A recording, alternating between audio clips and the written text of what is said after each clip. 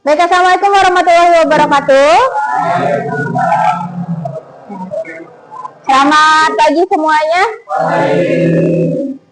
Sebelum belajar kita mulai berdoa dulu ya. Boleh untuk ketua kelasnya dipimpin dulu.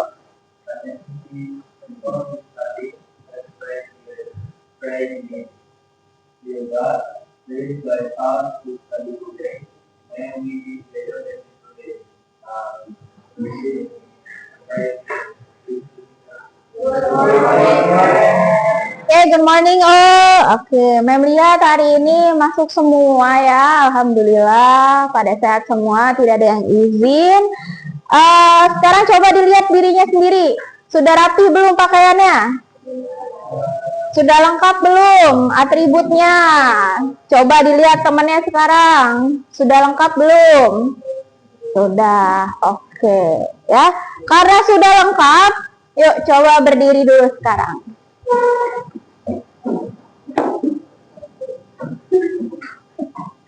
Oke, cari temannya berpasangan. Yuk. Berpasangan. Berarti berdirinya pindah dulu ke sebelahnya. Tidak usah jauh-jauh, Karen. Tidak usah jauh-jauh. Ya. Berarti boleh di sebelah sini, di tengah sini. Situ sebelah sana boleh. Oke.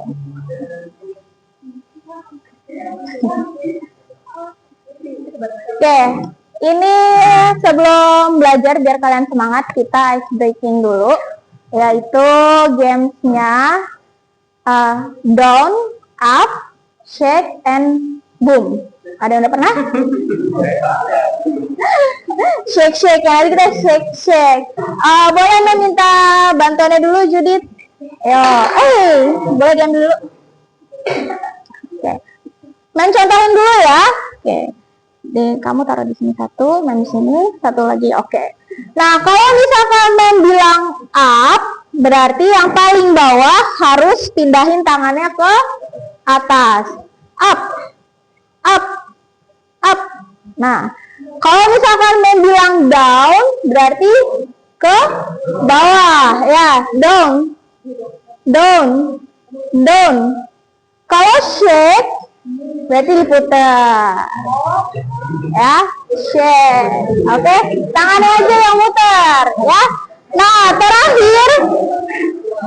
terakhir kalau boom, nah, yang tangannya di atas harus ngebum gini, ya.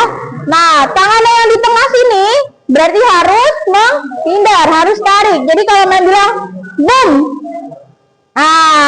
gitu ya, paham? Oke, kita coba. Yuk.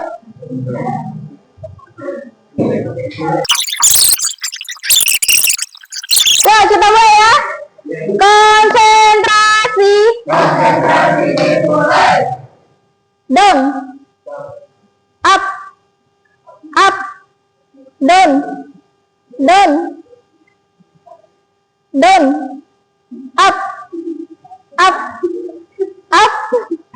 Up. Oh, udah ada yang salah satu.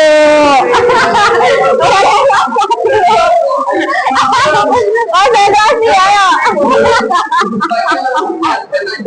Kecepatan ya. Oke. Ya. Yang kalau down yang paling atas, yang ke bawah. Kalau up yang paling bawah ke atas. Oke? Ya. Up. Down. Up. Down. Up. Shake.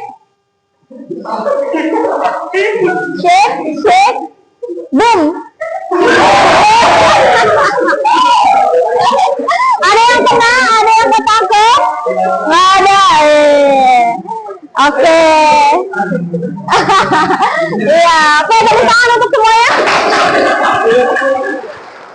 Nih, duduk kembali, ya. Hari ini, Mem akan menyampaikan materi mengenai kecerdasan artifisial atau disingkatnya KA. Atau kalau yang lebih familiarnya lagi itu biasanya dalam bahasa Inggris, yaitu AI, ya. atau kepanjangannya Artificial Intelligence. Nah, itu yang akan Mem ajarkan hari ini. Kenapa sih ya kita harus belajar ini? Oke, tujuan pembelajaran ya. Yang pertama, supaya kalian mengenal kecerdasan artifisial ya. Kemudian yang kedua, ya, Mem akan menjelaskan pengertian dan contoh kecerdasan artifisial dalam kehidupan sehari-hari. Dan tujuan yang ketiga adalah nantinya kalian diharapkan bisa mendeskripsikan cara kerja AI secara sederhana. Nah, oke, di sini ada yang suka pakai chat GPT? Ada yang pernah? Oh, belum pernah? Benar. Sering apa? Sering. Biasanya buat apa sih kalian kalau pakai chat GPT? Ngerjain tugas. Oke. Ya, nanti ada pembahasan ya tuh. Oke, sekarang kita masuk ke materinya. Apa itu AI? Coba, tanpa membaca di depan, ada yang mau menjelaskan dulu dengan bahasa kalian? AI itu apa? Boleh? Oh, oke. Ya. Apa itu AI? AI atau Artificial Intelligence adalah teknologi yang membuat komputer atau mesin bisa berpikir, bisa belajar, dan bisa mengambil keputusan seperti manusia. Ya. Tapi bisa nggak komputer itu langsung pintar, langsung punya kecerdasan? Tidak. Ya. Ini harus diisi dulu. Ya. Harus diisi dulu komputernya. Dimasukkan kodenya. Kemudian kalau sudah, ya, kayak ChatGPT. Semakin kalian sering pakai, ChatGPT-nya akan semakin pintar menjawabnya. Ya.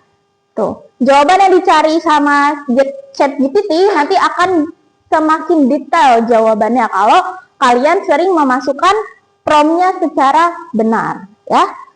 Nah, berikutnya adalah contoh aplikasinya. Tadi salah satunya yang sudah tidak asing untuk kalian adalah ChatGPT, ya. Kemudian contoh lainnya adalah Google Translate, ya. Google Translate itu ternyata adalah AI, ya. Jadi sebelum ada ChatGPT sudah ada AI terlebih dahulu, tapi kita tidak sadar atau tidak tahu, ya, yaitu penggunaan Google Translate. Ya, Google Translate itu bukan manusia yang mentranslate terus dimasukkan ke komputer, bukan. Tapi Google Translate itu adalah program yang dibuat, ya. Jadi komputernya yang mentranslatekan bahasa. Gitu. Kemudian yang berikutnya adalah YouTube, ya. Nah, penggunaan YouTube itu untuk AI-nya adalah ketika kalian melakukan pencarian video. Ya, kalau misalnya kalian cari ya di search-nya, nanti akan banyak rekomendasi yang muncul. Nah, rekomendasi yang muncul itu, yang memunculkannya itu adalah AI. Berdasarkan apa? Berdasarkan dari tontonan yang banyak dilihat, makanya dia muncul pertama. Banyak like-nya, banyak komennya, makanya dia munculnya paling pertama, terus kemudian kedua, dan seterusnya. Jadi itu adalah pengertian dan contoh sederhana dari AI. Nah, berikutnya aplikasi yang mengandung AI dan biasa dipakai dalam kehidupan sehari-hari. Di sini ada 4 yang saya masukkan. Yang pertama adalah chatbot. Kalau sekarang yang gampangnya chatbot itu adalah di aplikasi toko online, ya. Untuk pengaduan, ya itu biasanya kita tinggal mencet, di sana ada pilihannya. Kita mau mengadukan apa? Pengembalian dana kah? Atau barangnya rusak? Nah, itu kita tinggal pencet dan akan langsung ada jawaban yang keluar, ya. Kemudian yang berikutnya aplikasi kamera. Nah, kalau aplikasi kamera itu filter lucu ya. Filter yang ada di kamera kalian itu termasuk jenis AI. Atau juga bisa juga kalau lagi selfie biasanya ada kotak langsung ke wajah kita, ya enggak? Nah, itu yang mendeteksi itu adalah AI ya, mendeteksi bahwa di situ ada wajah gitu. Kemudian yang ketiga adalah video game ya. Video game-nya di bagian mananya? Di bagian ya. Mem ambil contoh karena Mem main Mobile Legend ya, jadi Mem ambil contohnya dari Mobile Legend ya. Kalau di sana itu ada fitur untuk kita latihan melawan dengan komputer, bener nggak? Di sini yang main Mobile Legend ada nggak yang main? Ada yang main nggak? Ya, itu di sana ada untuk latihan ya. Nah, lawannya itu komputer itu atau si bot itu ya, biasa kalian nyebutnya bot tuh, itu adalah AI ya. Itu adalah AI, bukan semata-mata tiba-tiba karakternya bisa gerak sendiri ya. Itu ada AI-nya. Kemudian yang terakhir adalah transportasi online. Nah, di manakah letak AI-nya? Apakah sopirnya? Enggak dong ya, bukan sopirnya. Sopirnya masih manusia ya, drivernya. Oke. Untuk penggunaan AI-nya di dalam transportasi online itu biasanya dia menunjukkan rute tercepat ya. Atau misalkan tiba-tiba di tengah jalan ada kemacetan yang drivernya tidak tahu ya. Nanti si rutenya itu, si maps-nya dia akan berpindah mencari jalan yang tidak macet. Gitu. Itu yang memindahkan rutenya ya, itu adalah AI. Bukan tiba-tiba dia pindah sendiri, saya bosen lewat sini. Enggak ya.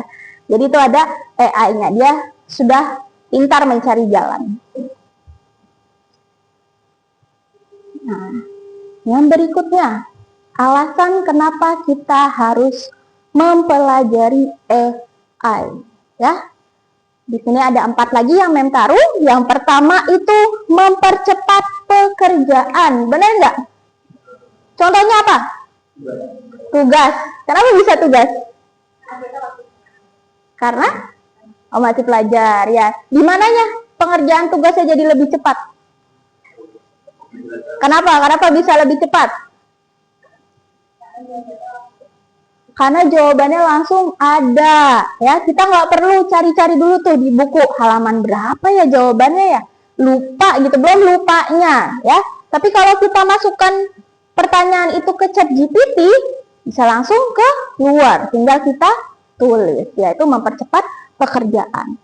Kemudian yang berikutnya, layanan lebih mudah. Ya, contohnya tadi chatbot di aplikasi toko online. Kalau kita nungguin adminnya, bisa lama dibalesnya, bisa entah 1 jam kemudian, bisa besoknya ya. Tapi dengan adanya chatbot, maka pertanyaan-pertanyaan kita bisa langsung dijawab. Nah, kemudian yang ketiga, proses data besar ya. Proses data besar ini yang gampangnya adalah misalkan untuk sekolah melakukan pengabsenan ya. Misal sekolahnya ada 100 orang. Namanya acak-acak ya. Kalau tidak ada program AI, maka ya gurunya harus mengurutkan satu-satu. Tapi dengan adanya AI, absen tersebut bisa langsung diurutkan berdasarkan abjad hanya dalam waktu 1 detik ya. Kembali lagi itu menyangkut dengan pekerjaan yang cepat ya, proses data besar. Jadi mengurangi kendala. Kemudian yang terakhir, dapat membuat keputusan secara otomatis. Nah, kalau ini contohnya adalah di bidang kesehatan. Biasanya kalau Mem pernah pakai itu ada aplikasi apotik ya. Jadi nanti di sana Mem tinggal ketik obat pusing ya. Nanti si aplikasinya langsung tuh nyariin apa sih obat pusing itu? Ya, kalau kemudian keluar tuh merek-merek dari obatnya. Nah, itu adalah dari salah satu keputusan. Kemudian biasanya ada lagi ditanya umurnya berapa, ya. Kalau misalkan umurnya anak-anak, berarti si aplikasi bisa memutuskan obatnya yang ditampilkan adalah obat untuk anak-anak, gitu. Next, sisi lain dari AI, ya, atau resiko dari penggunaan AI. Ya, banyak manfaatnya, tapi ternyata kerugiannya juga ada, ya. Di sini Mem ambil 3 saja. Yang pertama, dapat menggantikan pekerjaan, ya. Tuh, kalau di sini Mem masukkan contoh kasir di supermarket. Kalau di sini kayaknya kalau supermarket belum ada ya, tapi kalau di fast food sudah ada belum? Fast food, ya. Contohnya kalau di fast food, ya, di yang atau restoran cepat saji, ya, yang terkenal, itu biasanya di depan sudah ada layar touchscreen-nya. Jadi kalian tinggal milih tuh, ya, mau yang mana, terus langsung bayar. Nah, hal tersebut atau dari touchscreen itu adalah dampak dari pengurangan pekerja, ya. Jadi tidak perlu kasir, tidak perlu pelayan, ya, gitu. Atau kalian biasanya juga Mem suka nemu kalau ke restoran cepat saji, di mejanya sudah ada barcode, ya.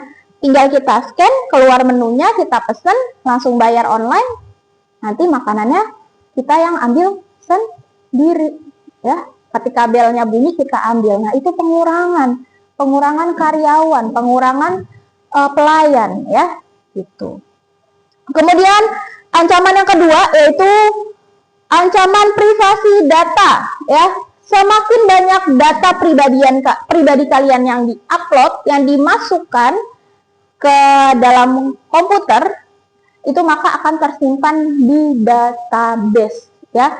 Jadi kalaupun kalian menggunakan ChatGPT, hati-hati, ya, jangan sampai memasukkan hal-hal penting seperti alamat, ya, nomor telepon, itu jangan sampai dimasukkan. Kenapa? Karena dia akan tersimpan di database pusat.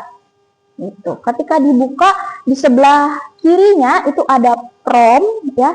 Prompt itu isinya adalah simpanan-simpanan dari apa yang sudah pernah kalian masukkan, ya. Jadi kalau ada orang jahat ngambil handphone kalian, ngambil laptop kalian, buka ChatGPT, ya, dan tidak kalian logout ChatGPT-nya, itu bisa terbuka di semua di situ, ya. Kalaupun ada yang upload foto, kan di ChatGPT bisa ya kita upload foto untuk mengerjakan soal misalkan. Ternyata kalian pernah upload foto kartu pelajar, nah itu akan tersimpan juga. Jadi jangan sampai memasukkan data yang penting.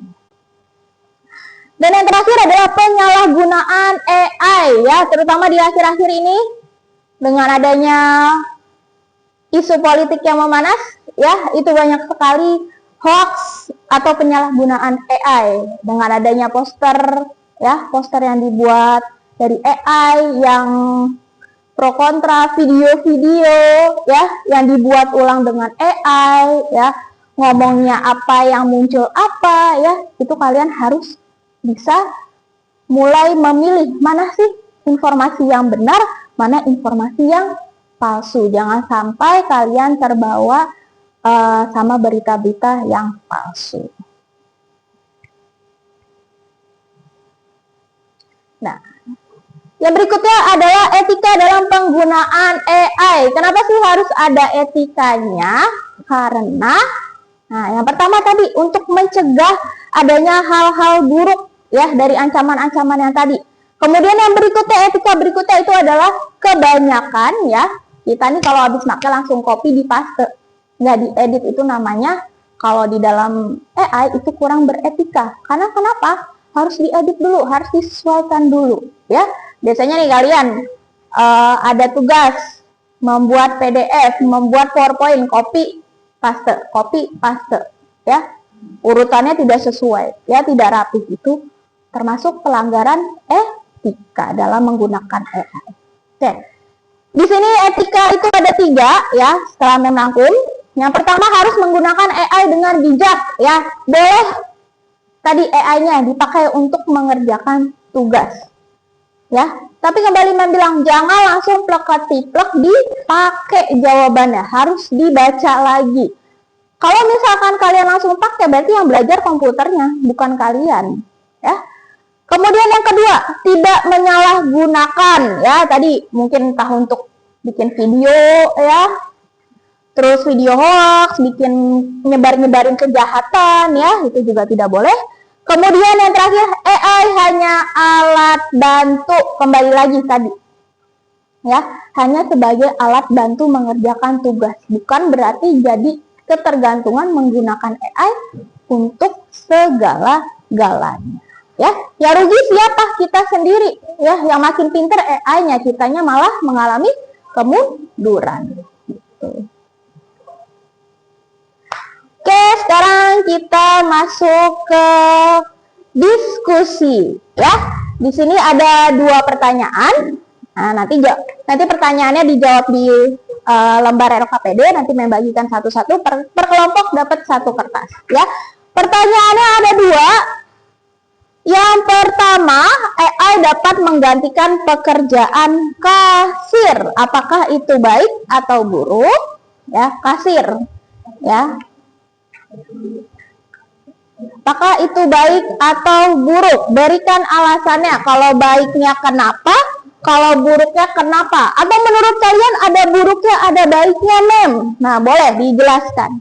Kemudian untuk yang kedua, ya, pertanyaannya adalah sebutkan 1 aplikasi di smartphone kalian atau di yang pernah kalian pakai, ya, yang ada unsur AI-nya, lalu nanti dijelaskan secara detail bagaimana cara menggunakannya. Kalau sudah, nanti masing-masing kelompok maju ke depan untuk menjelaskan. Ya? Iya, nama siswa.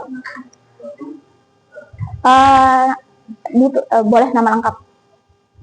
Nama kelompok berarti nama kalian ya, di situ ditulis satu-satu. Waktunya Mem kasih 15 menit dari sekarang.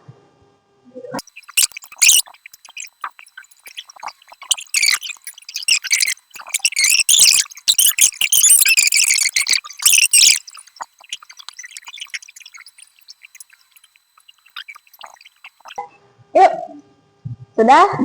Oke, Mem tunjuk aja ya untuk yang maju pertama sampai nanti maju ke kelompok yang terakhir. Oke, yang pertama maju boleh kelompok ini. Ya, tepuk tangan dulu teman-teman ya.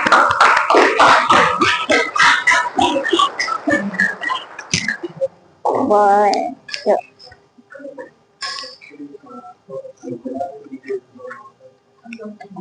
Jangan lupa. Assalamualaikum warahmatullahi wabarakatuh. Nama saya Zaki. Ya.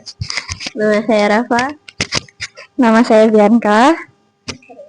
Hari ini kami akan mempresentasikan hasil diskusi kami dari LKPD. Nah, untuk soal nomor pertama adalah AI dapat menggantikan pekerjaan kasir di supermarket. Apakah ini baik atau buruk dan mengapa?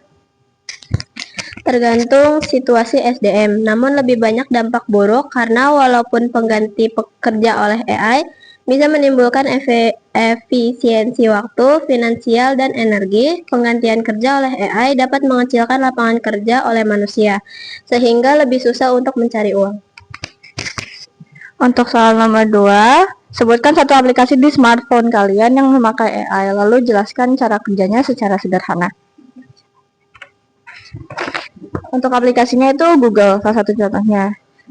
Cara kerjanya adalah ketika kita melakukan pencarian, Google akan mencari kata kunci dari pencarian kita, lalu didekomposisi untuk mencari website yang sesuai dan tepat dengan pencarian kita. Pencarian kata kunci dan dekomposisi dilakukan oleh program kode atau AI. Sekian dari hasil diskusi kami. Mohon maaf kalau ada kesalahan kata. Wassalamualaikum warahmatullahi wabarakatuh.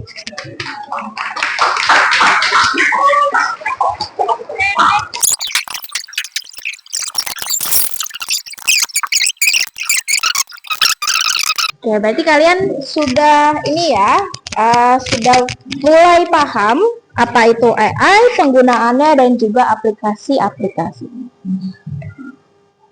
Oke.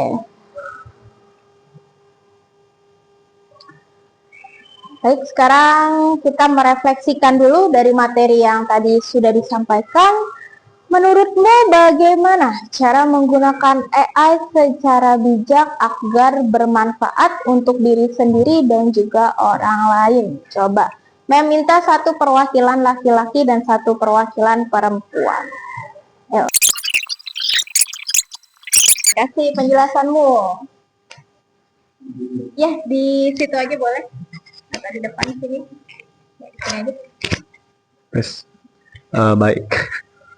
Baik, untuk menangkap perjalanan kita bisa disimpulkan dari saya kalau misalkan AI itu hal yang sangat berguna bila digunakan untuk kebaikan, bila digunakan dengan akal sehat, bila digunakan untuk hal yang nggak konyol dan membahayakan diri sendiri atau membahayakan informasi pribadi. Apalagi AI itu sangat berguna karena pengetahuan dia berlipat kali dan lebih besar dari pengetahuan kita pastinya. Dan sayangnya AI itu kadang kita gunakan terlalu bergantung kepada AI hingga akhirnya dikit-dikit tugas AI, dikit-dikit tugas AI, dikit-dikit pertanyaan AI, dikit-dikit pertanyaan yang sebenarnya gampang AI juga, dikit-dikit ada apa AI mau minta ini, minta pendapat ke AI, mau minta bantuan ini, minta pendapat ke AI. Jadinya kita malah benar-benar bukan jadi diri kita sendiri gitu loh. Kita yang harusnya bersosialisasi dengan sesama manusia, kita malah bersosialisasi sama AI, apalagi aplikasi yang kita tahu semua yang depannya C belakangnya AI. Ya emang cuma tiga huruf doang sih, tengah-tengahnya ada titik soalnya. Untuk menangkap perjalanan kita, gunakanlah AI dengan baik, tetap bersosialisasi dengan sesama kita, jangan jadi nolep gara-gara AI. Makasih. Oke. Terima kasih ya Hud, ya bagus sekali. Oke, berikutnya, ya udah, boleh Bianca, boleh di sini. Ulang lagi. Kalau menurut saya cara menggunakan AI yang baik dan bijak itu sebenarnya masih dari masing-masing dari lubuk hati tersendiri. Bagaimana kita bisa menghandle diri kita untuk tidak ketergantungan dengan AI dan tetap bersosialisasi. Karena pada hakikatnya manusia itu adalah makhluk sosial yang tetap membutuhkan bantuan orang lain. Dan jika misalnya kita terlalu bergantung pada AI, maka ya kita tidak akan bisa berjalan, dunia ini tidak akan bisa berjalan sesuai dengan hakikatnya. Dan manusia itu akan semakin, bahasa kasarnya, diperbudak oleh AI. Padahal yang membuat AI itu adalah manusia sendiri. Sehingga nanti kalau misalnya kita terlalu bergantung pada AI, kayak di film-film mungkin yang robot take over the world, bisa jadi. Sehingga jangan terlalu diperbudak AI, tapi kita harus memperbudak AI. Terima kasih. Terima kasih banyak Bianca ya. Jangan sampai robot take over the world ya, karena tetap yang menciptakan robot itu adalah manusia ya. Oke, menyenangkan tidak hari ini belajar ya? Alhamdulillah kalau menyenangkan ya. Semoga ilmunya bermanfaat untuk kalian. Oke, jadi kesimpulan hari ini, AI adalah alat yang kuat ya, alat yang canggih, yang kuat, dengan pengetahuan dan etika yang tepat ya. Jadi harus tetap menggunakan AI itu harus dengan etika dan dengan sasaran yang tepat agar bisa bermanfaat untuk masa depan kita ya. Jangan sampai menjadi lawan kita ya, malah jadi musuh kita. Oke, sekian dari Mem hari ini. Terima kasih. Selamat pagi. Wassalamualaikum warahmatullahi wabarakatuh. Oke, setelah ini boleh istirahat ya. Ya.